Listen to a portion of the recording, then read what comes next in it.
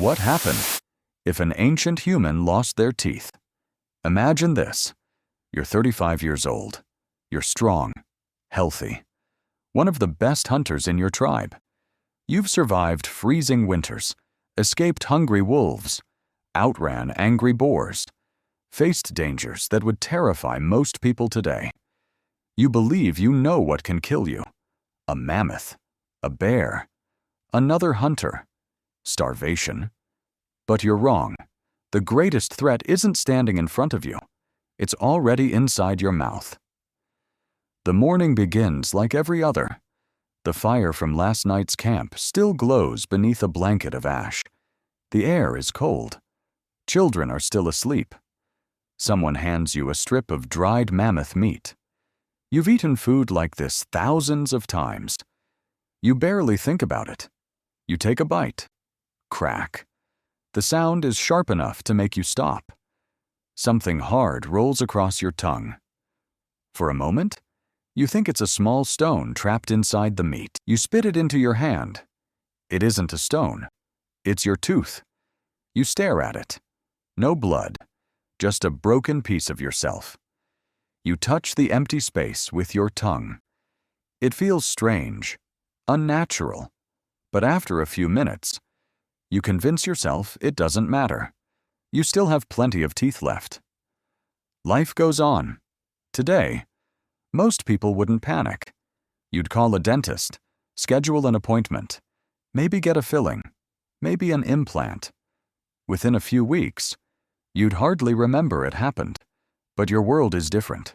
40,000 years ago, there are no dentists, no toothbrushes, no toothpaste, no painkillers, no antibiotics, no replacement teeth. Once a tooth is gone, it's gone forever. At first, nothing changes. You simply chew on the other side of your mouth. You still hunt, still laugh around the evening fire, still carry heavy meat back to camp. The missing tooth feels like a small inconvenience, nothing more. Then winter arrives. The fresh meat disappears. What remains is tougher, harder, drier. Every bite demands strength. You bite down again. Pain shoots through your jaw. You ignore it. The next day, it happens again. A few weeks later, another tooth cracks. This time, you feel afraid. Not because of the pain, because you finally understand something. Your teeth aren't healing. They're disappearing. Months pass. Another tooth falls out. Then another. Soon, every meal takes longer than it used to. You begin avoiding the toughest meat. You swallow larger pieces without chewing properly. Sometimes, you pretend you're full. Not because you are, because eating hurts too much. Your body notices before you do. You lose weight. Your arms grow thinner. Long hunts leave you exhausted. The younger hunters begin reaching the herd before you.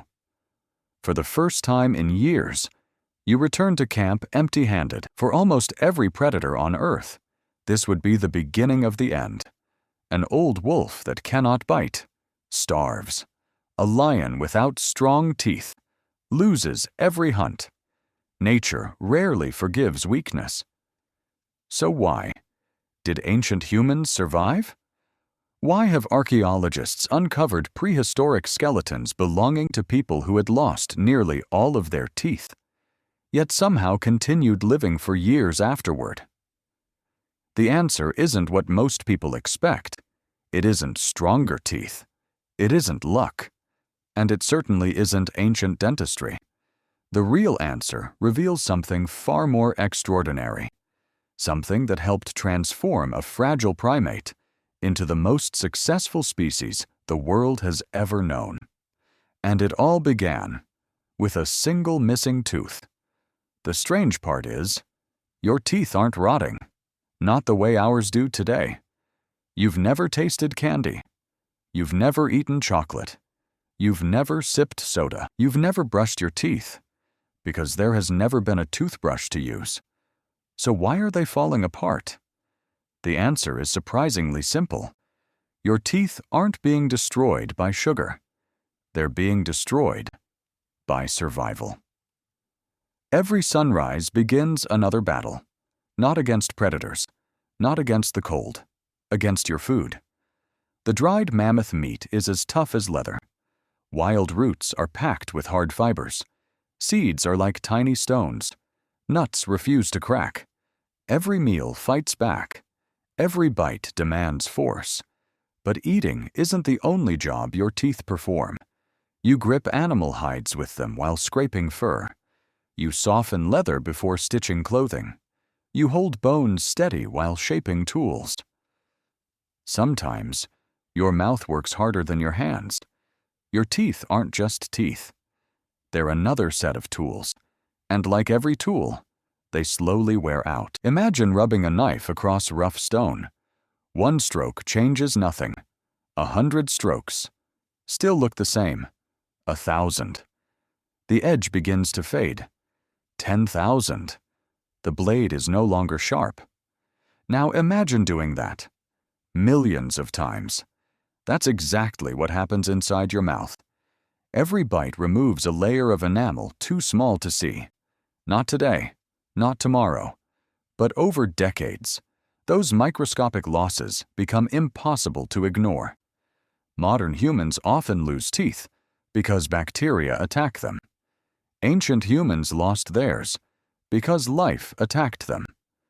Their teeth weren't weak. Their lives were unbelievably hard. When archaeologists began studying Ice Age skulls, they expected to find mouths full of cavities. Instead, they found something completely different. Many ancient teeth had almost no decay at all, yet they were worn almost perfectly flat. Some looked as though they had been sanded down with stone, not by disease, by a lifetime of chewing. One evening, you sit beside the fire.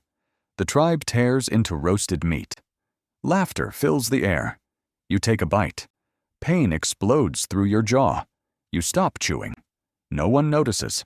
You quietly place the meat back into your lap. For the first time, you are surrounded by food, yet unable to eat it. The next morning, you join another hunt. You run. You throw your spear. You help bring down the animal. But when it's finally over, everyone celebrates. You stay silent, because you already know what's waiting.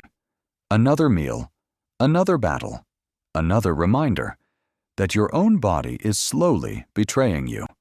You tell yourself, "I'll manage." But your body disagrees. You begin losing weight. Your muscles recover more slowly. You tire before everyone else. The strongest hunter in the tribe is becoming one of the weakest. If you were a wolf, your story would soon end. If you were a lion, another predator would take your place. Nature has always rewarded strength. Weakness usually disappears. Yet humans somehow broke that rule. Somehow, people with almost no teeth continued living. Not for days, not for weeks, but for years. How? The answer remained buried beneath the earth for nearly 40,000 years, until archaeologists uncovered a skeleton that should never have existed. Years pass, winter comes, and goes, again and again. Against all odds, you're still alive. You don't hunt as often anymore. The younger hunters run faster, throw farther, recover quicker. You still join them. But now, your greatest weapon isn't your spear. It's your memory. You know where the rivers freeze first. You remember the valley where reindeer gather every autumn. You can read footprints almost invisible in the snow. The younger hunters still have stronger bodies, but they don't have your experience. One day, your story ends. Not in battle. Not beneath the claws of a cave bear. Not from starvation. Time simply catches up with you. The tribe buries you. The seasons pass. Snow covers the ground. Spring returns. Generations are born and disappear. Your name is forgotten. Your tribe vanishes. Even the mammoths eventually disappear from the earth. Only your bones remain. 40,000 years later, A small brush gently sweeps away the dirt covering your skull. An archaeologist pauses. Something doesn't make sense. He carefully cleans the jaw. Then he stops again. Almost every tooth is missing. The few that remain are worn nearly flat. He calls the rest of the team. Everyone gathers around because they're looking at something that shouldn't exist. By every law of nature, someone like you should have died years earlier without teeth. Eating enough food should have been almost impossible. Without enough food, your body should have weakened, and weakness usually ends in death. Yet your skeleton tells a different story. The empty tooth sockets have healed. The surrounding bone has healed. That only happens if someone survives long after losing those teeth. Not for a few days, not for a few weeks, but for years. The question suddenly changes. Scientists are no longer asking, how did this person lose their teeth? Now they ask something much more important. How did this person stay alive? Imagine trying to survive the Ice Age alone. No food stored away, no supermarket, no medicine, no shelter waiting for you. Every meal has to be hunted. Every day is a struggle. Now imagine facing that world without being able to chew. It seems impossible. Unless you weren't alone. Maybe someone cut your meat into tiny pieces. Maybe someone boiled tough roots until they became soft. Maybe someone quietly gave you part of their own meal. Maybe someone slowed down so you could keep walking with the group. Suddenly, the impossible begins to make sense. For millions of years, nature rewarded only the strongest. The weak disappeared. The injured were left behind. That was the rule. But humans quietly wrote a new one. Instead of abandoning those who became weak, they helped them survive. Think about what that really means. Every piece of food shared with you was food that someone else didn't eat. Every hour spent helping you was time that could have been spent hunting. Helping you came with a cost. So why would anyone do it? Because perhaps you were still worth more alive than dead. That simple idea may explain one of the greatest turning points in human history. Humans didn't become the dominant species because we had the sharpest teeth. We became the dominant species because we learned something no predator ever could. The greatest survival tool wasn't strength, it was cooperation. But sharing food wasn't the whole story. There was another reason the tribe refused to let you die. A reason even more valuable than meat. It wasn't hidden in your muscles. It wasn't hidden in your bones. It was hidden inside your mind. Knowledge. You can't hold it. You can't hunt with it. You can't cook it. You can't even see it. Yet, it may have been the most valuable resource your tribe possessed. The next morning, the hunters prepare for another mammoth hunt. The youngest among them is eager, strong, fast, fearless. He grips his spear so tightly, his knuckles turn white. He has hunted deer, wild horses, even bison, but never a mammoth. You quietly walk toward him. Without saying a word, you kneel beside the fire. With a stick, you begin drawing in the dirt. A circle, a cliff, several tiny figures, one enormous mammoth. The young hunter watches. So do the others. You point to the drawing. If the mammoth runs here, you tap the narrow valley. Don't chase it. It wants you to. You move the stick again. When it lowers its head, you draw a curved line. Never stand in front of it. Run to the side. Always. The young hunter nods. It seems like a simple lesson. But to you, it isn't a lesson. It's a memory. Years ago, you watched another hunter make that exact mistake. He stood too close. The mammoth charged. One swing of its tusk lifted him into the air. He never stood up again. You still remember the sound. You still remember the silence afterward. That memory is now saving another life. Without your experience, the young hunter might have repeated the same mistake. Instead, he walks away carrying something far more valuable than a spear. He carries your knowledge. This is something almost no other animal can do. A wolf can teach its pups by example. A lion cub learns by watching. But humans do something different. We explain. We warn. We tell stories. We pass on mistakes before someone else has to make them. Knowledge accumulates. One generation learns. The next generation begins where the last one ended. No species had ever turned experience into such a powerful survival tool. That changes everything. Suddenly, an elder without teeth isn't useless. He's a living library, a map of dangerous rivers, a memory of harsh winters, a guide to hidden water, a warning about poisonous plants, a teacher. The tribe doesn't keep you alive because they feel sorry for you. They keep you alive because losing you would mean losing decades of knowledge. Knowledge that cannot be replaced. Not in a week, not in a year. Sometimes, not in a lifetime. Scientists believe this ability to preserve and transfer knowledge across generations became one of humanity's greatest evolutionary advantages.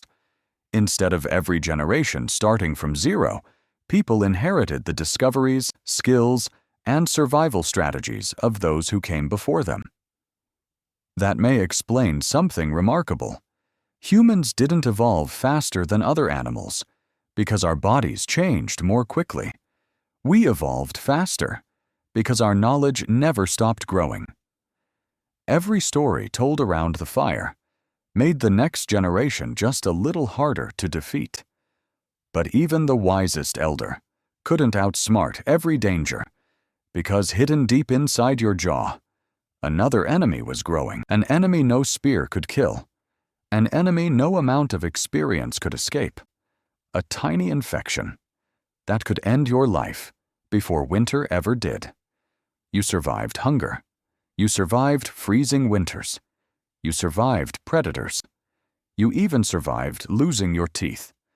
But there was one enemy, far more dangerous than all of them combined, an enemy you couldn't see. It began with a tiny crack. So small, you barely noticed it. You kept hunting, kept walking, kept pretending everything was fine. Days passed. The pain grew worse. Every heartbeat echoed inside your jaw. Chewing became difficult, then impossible. One morning, you woke up, and half your face felt different. You touched your cheek. It was swollen, hot, tender. Even the cold morning air hurt. You tried drinking water. The moment it touched your mouth, pain exploded through your face. You dropped the wooden bowl. For the first time in your life, drinking water hurt more than hunting. That night, you didn't sleep. Not because of the cold, not because of predators, because every heartbeat reminded you something inside your jaw was alive. Today, a dentist would immediately recognize the problem: a deep infection. Modern medicine would remove the damaged tooth. Antibiotics would destroy the bacteria. Within days, most people would recover. But 40,000 years ago, there were no dentists, no antibiotics, no surgery, no painkillers, no emergency room. You had only one hope: your own immune system. For many ancient people, that wasn't enough. A small infection could spread through the jaw, into the bloodstream. Sometimes, it became fatal, not because the wound was large, but because the body couldn't stop it. Yet archaeologists discovered something extraordinary. Some prehistoric skulls show clear evidence of severe dental infections. The bone had been damaged, but later, it healed. The infection had stopped, the person survived. Not for a few days, for years afterward. How? No one knows every detail, but scientists believe several things work together. The body's immune system fought back. The tribe provided food when chewing became impossible. Rest gave the body time to recover. Every extra day increased the chance of survival. Think about that. The tribe wasn't only sharing food. They were sharing something even more valuable. Time. Time for the body to heal.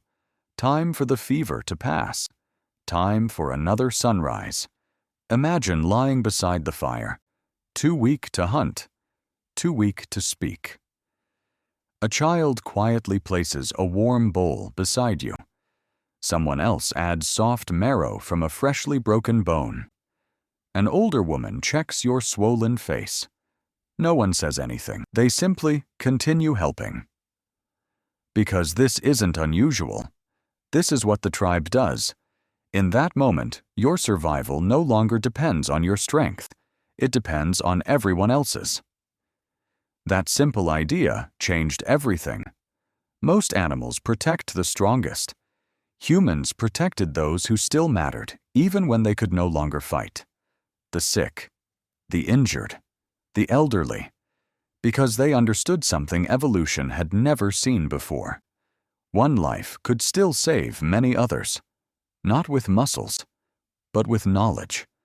Every extra week you survived meant another week teaching children, another hunt planned more wisely, another dangerous mistake avoided. Keeping you alive wasn't kindness alone. It was one of the smartest survival strategies humanity ever developed. But even food, even care, and even knowledge wouldn't have been enough without one incredible discovery. A discovery so ordinary today that most of us never think about it. It wasn't a weapon. It wasn't medicine. It wasn't the wheel. It was fire. And it changed human survival forever. Long before humans built cities, long before farming, long before writing, there was one invention that quietly changed the future of our species. Fire. Most people think fire saved ancient humans because it frightened predators, or because it kept them warm during freezing nights. Those things mattered, but they weren't the biggest revolution. The biggest revolution was dinner. Imagine holding two pieces of mammoth meat. One is raw, dark, rubbery, almost impossible to tear apart. The other has been slowly roasting over glowing coals. The fibers begin to loosen. The fat melts. The meat becomes softer with every passing minute. The difference is extraordinary, not just in taste, in survival. For someone with healthy teeth, cooked meat is easier. For someone missing half their teeth, it can mean the difference between life and death. Cooking transformed food. It softened roots that once felt like wood. It broke down tough muscle fibers. It released more energy from every meal. And it reduced the force needed to chew. The same food suddenly became possible to eat. Then humans made another breakthrough. They stopped eating everything whole. They crushed seeds between stones. They ground roots into paste. They cracked bones open, not just for the meat, but for the rich marrow hidden inside. Soft, warm, packed with calories, easy to swallow, even for someone who could barely chew. Picture the evening camp. The hunters return carrying fresh meat. Children gather around the fire. An older woman carefully stirs a thick mixture of cooked roots and marrow. Nearby, an elderly hunter sits quietly. His jaw is almost empty. Years ago, he would have died. Tonight, someone places the warm bowl into his hands. He smiles, not because the food tastes better, because he can eat. That simple act may have changed human evolution. The tribe wasn't feeding only its strongest members. It was feeding its future. Every elder who survived carried memories no one else possessed. Every extra winter they lived, meant another winter of teaching. Another generation avoiding deadly mistakes. Another generation becoming smarter than the last. Scientists believe this accumulation of knowledge became one of humanity's greatest evolutionary advantages. Other animals adapted mainly through biological evolution. Humans adapted through culture, through teaching, through cooperation, through innovation. Every solution discovered by one generation could be passed to the next. Knowledge no longer died with the individual. It lived inside the tribe. Fire made that possible, not because it burned brighter, but because it made survival easier for everyone: the young, the injured, the elderly, even those who had lost almost every tooth. By changing food, humans changed themselves, not overnight, not in a single generation, but slowly, over thousands of years. One meal, one lesson, one shared fire at a time. And that leads to the biggest question of all: if cooperation, knowledge, and fire made humans different from every other animal, what was the single greatest survival tool our species ever created? The answer isn't something you can hold in your hand. Let's go back to the very beginning, the cold morning, the strip of dried mammoth meat, the sound that changed everything. Crack. A single tooth falls into your hand. At that moment, it feels like the beginning of the end for almost every animal on Earth. It would have been.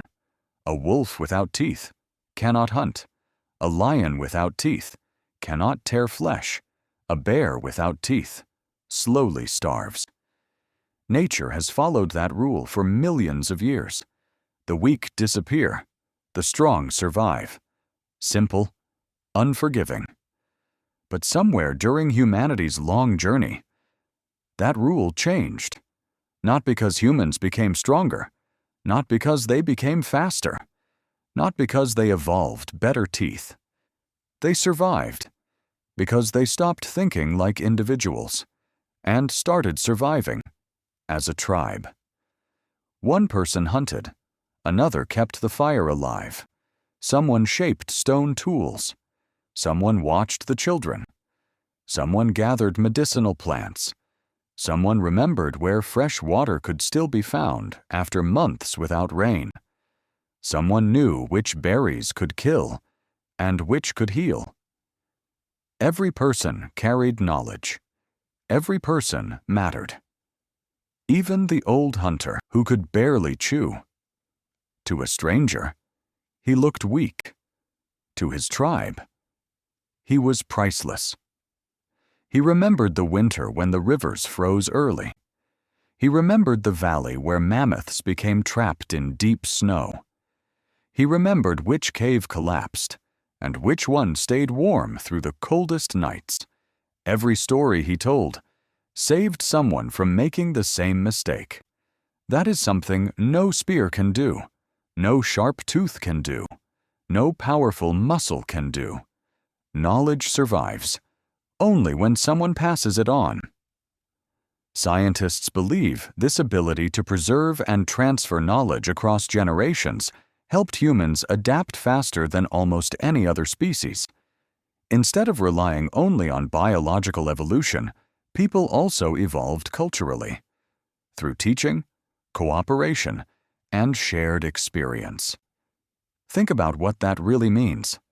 The greatest human invention may not have been fire, or the spear, or even language.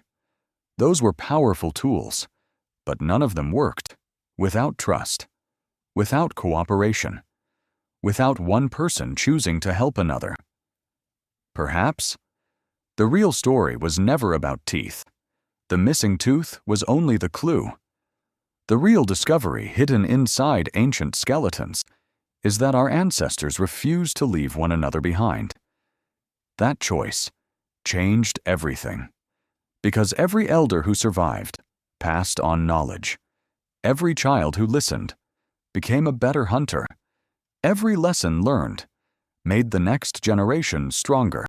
Not physically, collectively, and over thousands of years, those tiny acts of cooperation spread across continents. Humans crossed frozen tundras, sailed to distant islands, walked into deserts, climbed mountains, survived places where no other primate could. Not because one person was extraordinary, but because thousands of ordinary people shared what they knew. So the next time you brush your teeth or sit down to eat a warm meal, remember this: 40,000 years ago, there was no dentist waiting, no medicine, no hospital, no replacement teeth, only a tribe, a fire, and people who understood that helping one another was the smartest survival strategy ever discovered. That may be the real reason you are alive today, not because your ancestors were the strongest, but because, when strength failed, they chose cooperation over abandonment. And that decision echoed across 40,000 years until it reached you. If you enjoyed this journey into humanity's past, subscribe for more documentaries exploring the hidden stories that shaped our species. Because sometimes, the smallest discoveries reveal the biggest truths. Fade to